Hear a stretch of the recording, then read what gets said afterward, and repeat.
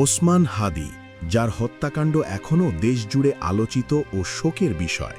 তার সাহসিকতা ও সামাজিক ভূমিকা অনেকের কাছে অনুপ্রেরণা হয়ে রয়েছে। সেই আলোচিত হত্যাকাণ্ডের প্রধান আসামি অবশেষে ধরা পড়েছে। ভারতের পশ্চিমবঙ্গের বনগাঁ সীমান্ত এলাকা থেকে ইনকেলাব মঞ্চের আহ্বায়ক ওসমান হাদি হত্যা মামলার মাস্টারমাইন্ড ফয়সাল করিম মাসুদ সহ দুইজনকে গ্রেপ্তার করেছে ভারতীয় পুলিশ।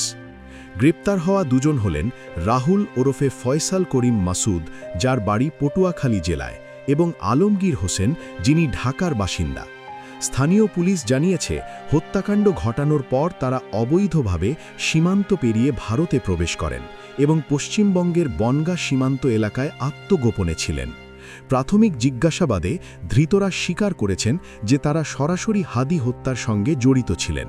হত্যার পর তারা মেঘালয় সীমান্ত দিয়ে ভারতে প্রবেশ করে এবং বিভিন্ন এলাকায় পরিচয় গোপন করে অবস্থান করছিলেন।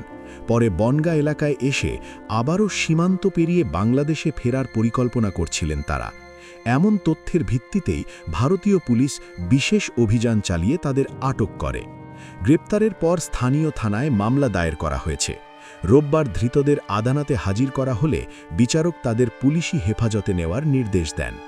এ ঘটনায় আরও কেউ জড়িত আছে কিনা এবং ভারতে তাদের কোনো সহযোগী ছিল কিনা তা খতিয়ে দেখতে তদন্ত চালিয়ে যাচ্ছে পুলিশ। উল্লেখ্য, গত বছরের 12ই ডিসেম্বর জুমার নামাজ শেষে রাজধানীর পুরানা পল্টনের কালভার্ট রোড এলাকায় মোটরসাইকেল থেকে রিকশায় যাওয়ার সময় গুলিবিদ্ধ হন ওসমান হাদি। মাথায় গুলিবিদ্ধ হওয়ার পর তাকে প্রথমে ঢাকা মেডিকেল কলেজ হাসপাতালে ভর্তি করা হয়।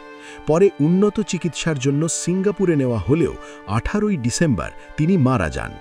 এই ঘটনায় 14ই ডিসেম্বর ইনকেলাব মঞ্চের সদস্য সচিব আবদুল্লাহ আল জাবের বাদী হয়ে হত্যা প্রচেষ্টার মামলা দায়ের করেন।